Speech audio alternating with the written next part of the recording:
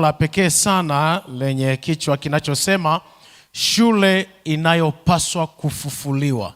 Shule inayopaswa kufufuliwa. Ni shule gani hiyo? Tunakwenda kuiangalia katika masaa haya. Kwa hiyo kuwa makini, maana hili ni tonge la mwisho kabisa kabisa. Isaya sura ya 54 na ule mstari wa 13, Biblia inasema, na watoto wako wote watafundishwa na Bwana, na amani ya watoto wako itakuwa nyingi. Na watoto wako wote watafundishwa na Bwana, na amani ya watoto wako itakuwa nyingi. Kitabu hiki kinaitwa The Adventist Home, kurasa wa 182, ile paragrafu ya pili anasema, ni katika nyumba ambamo elimu ya mtoto inaanza. Hapa ndipo shule yake ya kwanza. Hapa ndipo hapa akiwa na wazazi wake kama walimu, anapaswa kujifunza masomo yatakayomwongoza katika maisha yake yote. Masomo ya heshima, utii, kicho na kujitawala. Naomba niwaulize kabla sijaenda mbali, wazazi mnaonisikiliza, unapopeleka mtoto wako shule, unatafuta shule ya kupeleka mtoto wako, hizi shule tu ambazo unapeleka watoto kusoma, ni sifa gani ya kwanza ambayo unaiangalia ambayo ile shule inapaswa kuwa nayo? Tuitikie kwa pamoja. Ni nini? Chakula? Malezi bora? Sasa tuzungumze ukweli. Ni nini cha kwanza huwa tunaangalia? Ufaulu wa hiyo shule. Wanafaulishaje hiyo shule? Tunaangalia mtihani wa mwaka jana walikuwa wangapi, mtihani wa mwaka huu, tunaangalia vitu kama hivyo. Sasa kabla haujampeleka mtoto wako shule, shule ya kwanza ya mtoto ni nyumbani, na mzazi wake ndiye mwalimu wa kwanza kabisa.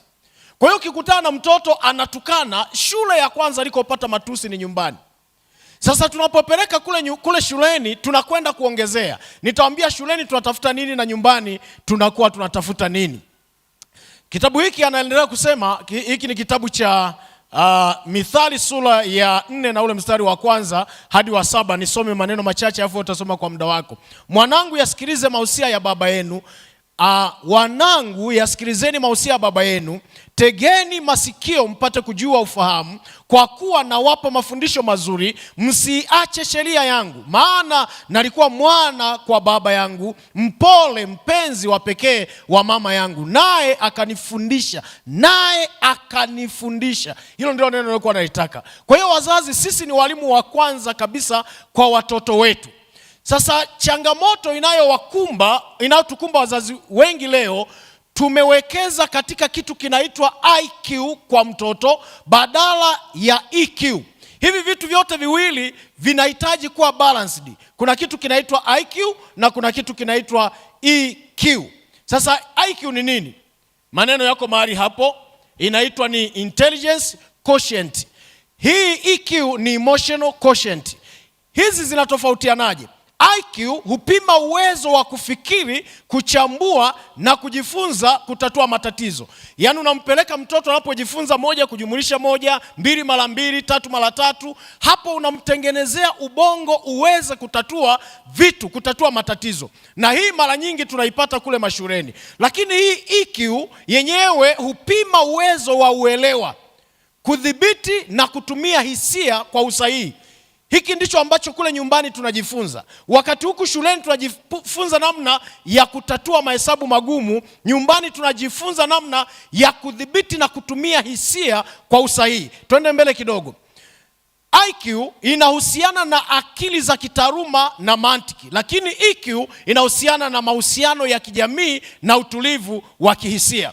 Sasa ukikuta mtu ambaye IQ inafanya kazi vizuri na EQ iko chini, hapo mbele tutaangalia nini kinachoweza kutokea. Lakini anaendelea, anasema IQ husaidia kufaulu katika masomo, lakini EQ husaidia kufaulu katika mahusiano na kushirikiana na watu. Ndio maana unaweza kukuta mtu amesoma, ana degree 2, ni daktari, lakini uwezo wa kushirikiana na watu kule kazini alipo inashindikana. Utashangaa kila siku ni mgogoro. Huyo ni kweli ana uwezo mzuri wa kitaaluma, lakini EQ yake haikujazwa. Darasa hilo hakusoma mapema. Kwa hiyo unakuta kwamba uwezo wa kushirikiana na wengine ni mdogo. Ndio maana unaweza kukuta mtu amesoma, anatatua migogoro ya kisiasa, anatatua matatizo yanayokumba jamii, lakini pale nyumbani ndoa inamtoa machozi.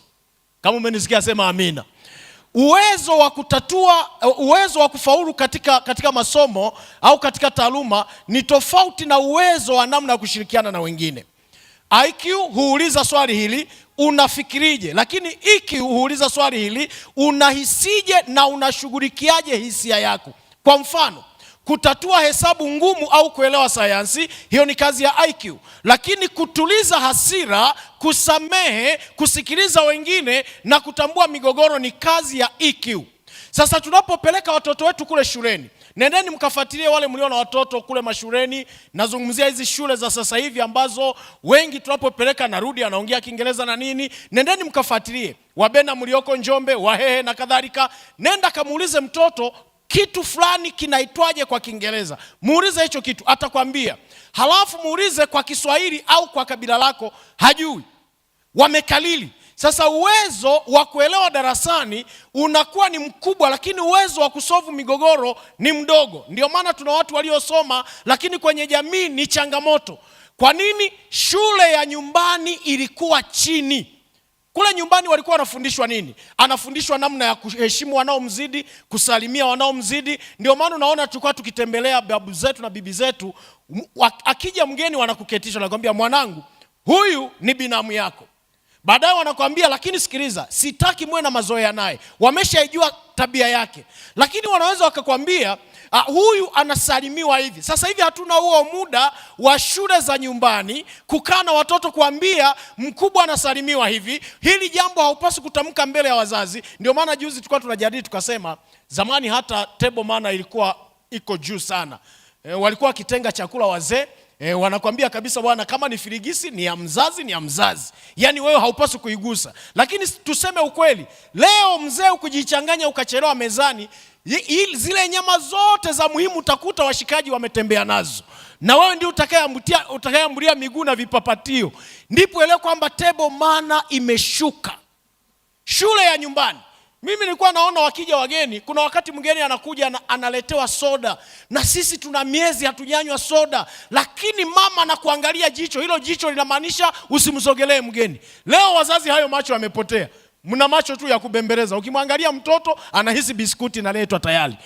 Kulikuwa na jicho la kuangalia linaonya kwamba hii na kuonya mara ya mwisho. Jicho linalofuata linakwambia nakutandika. Kwa hiyo unaangalia mgeni anakunywa soda na wewe una hamu na soda, mgeni anakuambia njoo nikupatie. Ukikumbuka jicho la mama unasema never, unakaa pembeni. Lakini leo mpelekee mgeni hapo mezani soda na watoto wana muda hawajanywa soda, vinaenda kusimama hapo nyuma, utashangaa vinaanza kuwa vinasogea, vinaweka hivi mkono. Ukiviangalia sana, wewe mzazi vinakwambia mama unataka kunizuia. Hapana, kamuombe tu, kamuombe. Shule inayopaswa kufufuliwa ni shule ya nyumbani. Na hiyo shule mwalimu ni mzazi. Changamoto tunayotukabili leo ni hii hapa. Tuna watoto, ni kweli tunawapenda, tumezaa, lakini mtoto ana miaka miwili, mwaka mmoja na nusu, amepelekwa mahali panaitwa daycare. Anakwenda kulelewa na mtu ambaye si mzazi wake.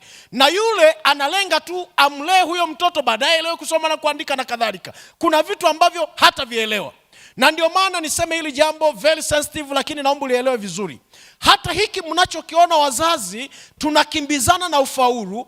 Mtoto anakwenda shule Jumatatu, Jumanne, Jumatano, Alhamisi, Ijumaa, na baadaye mnaambiwa na Jumatano warudi, mnaambiwa na Jumapili warudi. Kuna mkakati ambao sio salama kwa jamii yetu katika swala hilo. Kwa nini? Ni lini mtoto atajifunza kazi za nyumbani? Ndio maana utaona tunalea wavivu wengi. Zamani tulikuwa hata mashuleni tunapewa portion za kufanya kazi. Kama ninawasiliana na wewe nipungie mkono mahali ulipo. Tulikuwa na portion za kufanya kazi. Unaambiwa wewe mwanafunzi, huu uwanja utakuwa unaufyeka wewe, unasafisha mahali hapa. Leo shule nyingi tuna watu wameajiriwa ndio wanaofanya usafi. Kwa hiyo mtoto akifika tu ni kukaa darasani. Ndio maana unaweza ukuta dada na degree yake, ukikuta medeki, nyumba imedekiwa na dada mwenye degree, paka unaweza ukasema Kristo wa neema yote. Maana hakujifunza. Mimi siku moja nilijichanganya nikasema nimsaidie mke wangu kudeki. Lakini nashukuru na mimi niliweza. Nikasahau kwamba kumbe ukiwa una deki huwa tiles zinatereza. Na wakati huo nimetoka kuwachapa watoto, walivunja glasi. Sasa tukakubaliana ukivunja gilasi ni kupigwa. Na mimi nikasema leo namsaidia mke wangu kudeki. Ametoka yuko mahali hapo. Ametoka hapo ameosha vyombo, ameweka kwenye beseni, toe maji, na mimi nikajifanya mwenye upendo nikaanza kudeki. Kumbe kudeki ni strategically. Nikatereza nikapitia zile beseni la vyombo. Sahani zikapasuka. Nashangaa vitoto vyangu vinakuja sasa, baba, mtu akipasua gilasi. Kwa hiyo ni zamu yangu kupigwa. Ndugu zangu, shule ya nyumbani inamata. Ndipo watoto wanafundishwa kazi za nyumbani, wanafundishwa kuosha vyombo, wanafundishwa kufanya nini. Wengine wameona hii kitu mtandaoni. Kuna dada mmoja ni msomi kabisa ambaye naomba nisimtaje. Ni msomi kabisa. Alikuwa anaulizwa, umewahi kufua nguo? Akasema huwa ninafua mara nyingi sana. Akaulizwa kwa kutumia mikono.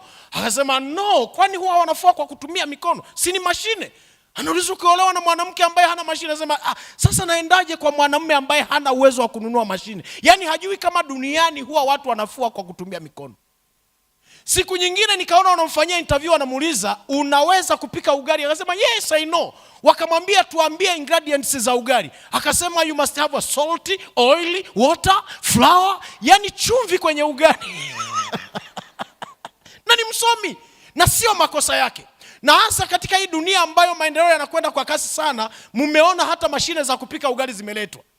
Yani yule dada kukoroga hivi ni kazi, unaweka tu unga humo, mashine inakukorogea. Ndio ule ugali tunapikiwa, unaweza ukatolewa jikoni unapachikwa usoni na ukaondoa, tunaambia no sorry baby, uwe na amani, hamna shida. Ugali wa zamani bibi zetu anakupikia ugali, kwanza kuupoza inabidi uwe na stamina mkononi. Hawa watoto wetu wa mayai wa kubembeleza hawawezi kula ule ugali. Na zile zama za wamama wanaopika ugali hadi unanukia mpaka kwa jirani, sijui zilishia wapi. Leo una mke anapika ugali hapo sebuleni, wewe umelala chumbani, hausikii harufu ya ugali, unashangaa nakwambia karibu chakula. Umeshaivisha? Nakwambia ndio nishaivisha. Ni ugali, ni serious kweli, ni ugali. EQ na IQ ni vitu viwili ambavyo vinakinzana kila leo na vinatakiwa kubalansiwa kwa pamoja. Sasa sikiliza, jinsi ya kukuza IQ tunakuzaje? Ni kwa kusoma vitabu, ni kwa kufanya michezo, magemu mbalimbali. Na hii kitu imo sana kwenye simu na kompyuta. Unapewa game complicated ili akili ikuze IQ. Lakini sikiliza, kwa kuuliza maswali mengi mazito tunakuza IQ. Halafu kwa kula lishe bora, kufundishwa hesabu, kupunguza muda mwingi katika skrini na kwa mambo yasiyokuwa na elimu. Namna ya kukuza EQ ni kwa hivi. Hii ndio naomba nikazia zaidi. Kwa kusikiliza sana mtu anapozungumza hisia zake. Ndio maana kwenye ndoa leo hata tumeshindwa kutambua mtu ana hisia gani. Mtu anakueleza, anakuambia hivi, una taarifa mama mdogo amelazwa. Wewe unaendelea tu kutembea sasa, ni yule wa Geita amelazwa, anaumwa nini? Yaani hata uonyeshi kwamba kuna kitu kimezungumzwa very sensitive. Zamani walikuwepo watu wanajua kuzungumza, wanasikiliza, wanaweza kusikiliza. Ukimweleza na yeye anakusupport. Anaumwa. Jamani, I say, amelazwa wapi? Sasa tunafanyaje? Lakini leo wala hatujali. Ndio maana mnaona hata kwenye magrupu naambiwa, jamani fulani amefariki. Utashangaa tu wanachoweza ukisema ni kusema weka mkeka wa rambirambi. Simple and clear. Hakuna anayejali hisia. Tujifunze kusikiliza mazungumzo. Namba 2, tujifunze kutaja hisia kwa furaha, huzuni, hasira na hofu. Eleza, uzisome hisia. Ndio maana wa mama wa zamani walikuwa na uwezo wa kusoma kwamba leo mwanaume huyu amekuja yuko vibaya. Lakini wa leo sijajua elimu imewasaidiaje, kwa sababu hawezi kujua kwamba huyu mtu leo amekuja yuko vibaya. Wewe umefika zako umevurugwa, ndio unaingiziwa neno jingine la kuvurugwa. Yaani kwenye kidonda wanatia chumvi. Hapo ndipo mambo yanapoanzia. Tujifunze kutambua hisia kama vile furaha, huzuni, hasira na hofu. Namba 3, mfundishe mtoto huruma kwa wengine. Namba 4, mpe mfano mzuri wa kudhibiti hasira na migogoro. Namba 5, mfundishe kuomba msamaha na kusema nisamehe. Madhara ya kuwa na IQ kubwa huku EQ ukiwa chini, madhara yake ni haya: kushindwa kujenga mahusiano mazuri. Ndio ni msomi lakini hauwezi kuendana na watoto wako. Ndio ni msomi lakini wafanya kazi, pale unapofanya kazi ni mgogoro kila itwapo leo. Na umesoma, na lengo la elimu tuitarajia kwamba tutakuwa na watu ambao wanaweza kuchukuliana na watu. Waimbaji mnaweza mkanielewa vizuri kwa mfano huu. Mumewahi kuwa na mwalimu wa kwaya ambaye anafundisha wimbo, halafu ghafla kuna dada mmoja akacheka kwenye kwaya. Mwalimu anapanic, anasema mtaniambia mnacheka nini? Yaani mimi nipo nimekoma hapa, mtaniambia. Hao ndio tunaozungumzia mahali hapo. Yaani wao wanahisi tayari ameshachekwa mpaka hapo. Ninazungumza hiyo kwa sababu yaliwahi kunikuta kwenye kwaya. Nikaambiwa nenda kaeleze, ninapewa karatasi nieleze nimecheka nini. Na nilichokicheka ni siri yangu, lakini mwalimu anataka nimweleze. Huenda daktari atatuambia huenda nayo ni dalili ya afya ya akili. Namba 2, ukiwa na IQ kubwa na EQ iko chini, kutakuwa na migogoro ya mara kwa mara. Ndio yale mnakaa wanandoa, mnapanga mfumo wa maisha, mnasema sasa sikiliza mke wangu au mume wangu, tunataka tujenge nyumba maana tumechoka na upangaji. Baadaye unamwambia sasa sikiliza mama, inabidi upunguze magauni ili tuweze kujenga. Unashangaa analipuka, kwa hiyo mimi ndiye ninayekufilisi. Sasa kama ni hivyo, sikiliza, tulikuwa tunazungumzia namna ya kubalance matumizi. Wanaume hili wali natukumba sana. Mwanaume unaulizwa hivi Mariamu ni nani? Wanaume wote wanajibuje? Mariamu ni nani? Yaani swali tu linatoka from nowhere, mke wako anakuuliza, hivi Mariamu ni nani? Ushaanza wivu wako. Yaani wewe kile unayemuona wala hakuwa nilikuwa naangalia kakibonzo haka mtandaoni siku moja. Mwanaume amesinzia, mke wake amekaa hapo, amesinzia, baadaye mama anapiga meza anasema, utaniambia Mariamu ni nani? Kwani Mariamu ni nani? Mwanaume anashtuka, naomba nikueleze ukweli. Kwa hiyo huyo Mariamu akaanza kujieleza. Ndipo mama akasema, hebu kata simu kidogo, kuna jambo hapa. Kumbe yule mama alikuwa anaongelea vikoba, yeye ilipasa awe wa kwanza kwenye jina la mchezo. Sasa mwenyekiti amebadilisha, Mariamu ndiye amekuwa wa kwanza. Mwanamke anasema, Mariamu ni nani hata awe wa kwanza? Sasa mwanaume anashtuka, anasema ngoja nikueleze. Migogoro ya mara kwa mara. Lakini namba 3, utakoswa huruma. Unakuwa ni msomi mkubwa lakini hauna huruma. Ndio maana tunaona kuna wadada wasomi, ana elimu, lakini kutoa mimba na kupeleka kitoto jalalani haoni shida kabisa. Ni kwa sababu IQ wanayo lakini EQ iko chini. Kwa sababu kama umesoma tulitarajia kwamba utaelewa kwamba huyo unayempeleka jalalani ni mwalimu wa kesho, ni daktari, ni mchungaji, ndiye rais wa nchi wa kesho. Ungelielewa hilo, lakini kwa sababu IQ iko juu na EQ iko chini, basi hauwezi kulitambua hilo, huruma iko chini. Namba 4, matatizo ya ndoa na familia yanakuwa mengi. Ni wasomi wako hapo. Mimi ningetarajia kwamba ndoa ambazo zisingekuwa na migogoro ni ndoa za wasomi, kwa sababu mnaaju kwa kisomi, mnatafuta mantiki. Lakini eti wao ndio wanaopigana mpaka wanakamatiana visu, wale ambao wamesoma.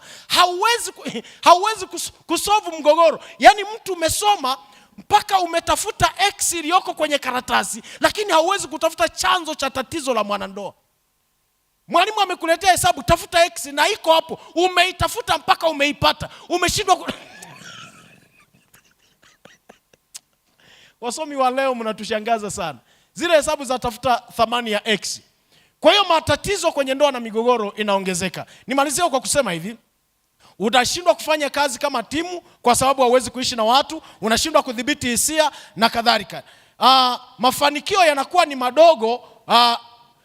madogo kuliko uwezo wako. Ni kweli umesoma, lakini kuimpeleka kazini, na hili nadhani ninyi mnaoajiri na mlioajiriwa mnayaona, mtu anakuja ana CV kubwa, vyeti vyake viko vizuri kabisa, ukiangalia kila alikopita yuko vizuri, GPA yake inasoma, muweke kazini, uwezo uko chini sana. Kama umenielewa sema amina. Ni kwa sababu alipambana na IQ akasahau EQ. Sikiliza, Mithali sura 29 mstari 22 anasema, twajua ya kuwa sisi sote tuna ujuzi. Ujuzi huleta majivuno, bali upendo hujenga.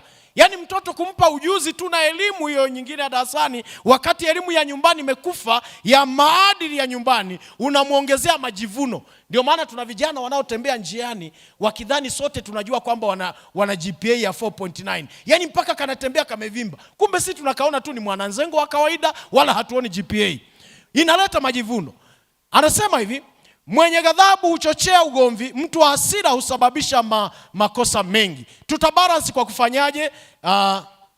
Ngoja nikuweke mahali hapa ninapomalizia. Namna ya kubalance hii kitu, sikiliza. Mlinganisho rahisi ni huu hapa. IQ bila EQ, akili inakuwa nyingi, mahusiano yanakuwa dhaifu. EQ bila IQ, mahusiano ni mazuri lakini uwezo unakuwa mdogo. Kwa hiyo kinachotakiwa ni IQ na EQ vyote vilingane. Ndio maana hata kama una mtoto ambaye umemfundisha maadili mazuri, mpeleke shuleni ili kumpatia kujiamini. Usiseme pastor amesema tuwafundishe nyumbani tu. No, elimu ya nyumbani na elimu ya darasani kule shuleni vikiungana, tunapata mtu bora kwa jina la Bwana. Nendeni mkafufue shule ya nyumbani kwa ustawi wa jamii ya kesho. Bwana tubariki katika jina la Yesu Kristo. Amen.